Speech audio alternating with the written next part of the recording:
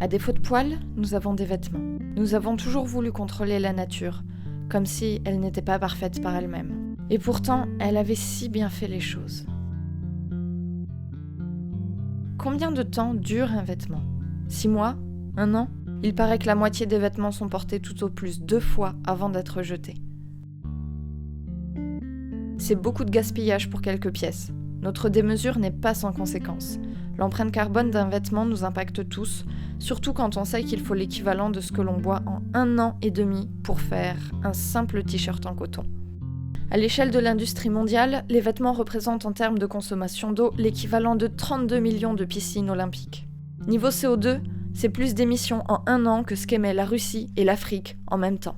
Mais ça, c'est uniquement pour la production du vêtement. Il faut aussi ajouter le transport, les déchets engendrés, qui augmentent proportionnellement au fait que les vêtements baissent en qualité au fil du temps.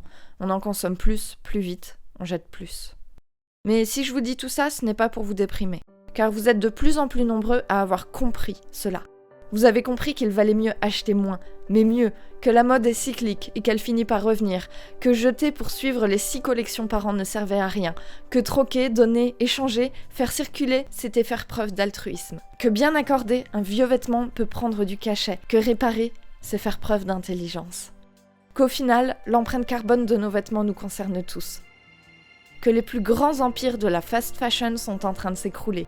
Ça, c'est grâce à vous, à nous, à toi. Merci. Merci de vouloir rendre ce monde plus beau. Merci de prendre conscience qu'un changement est nécessaire. Merci pour cette empathie envers ce qui nous entoure. Ces derniers temps n'ont pas été faciles. Nous vous avons fait une pause, nous avons cherché à comprendre. Nous avons regardé à l'intérieur de nous pour y trouver la force et l'amour de continuer. Oui, le temps presse. Oui, nous devons changer les choses. Oui, il y a urgence. Mais jamais nous n'avons été aussi conscients de notre planète et de ce qu'il y avait à faire. En tant qu'individu, nous savons que c'est le collectif qui doit changer. La législation, les lois de protection de l'environnement, des travailleurs, même à l'autre bout du monde. Je vous ai demandé ce que vous en pensez, puis vous m'avez donné vos mots. A-t-on vraiment besoin d'autant ? Les dépenses dans la mode sont des loisirs. La vie de la faune et de la flore sauvage n'est pas un loisir, elle compte bien plus. Désolée d'être touchée par cela, car oui, nos petits plaisirs esthétiques engendrent ce genre de choses. C'est pourquoi je prône gaiement la création d'un label ou d'une loi, de préférence les deux, pour que l'industrie du vêtement soit plus green.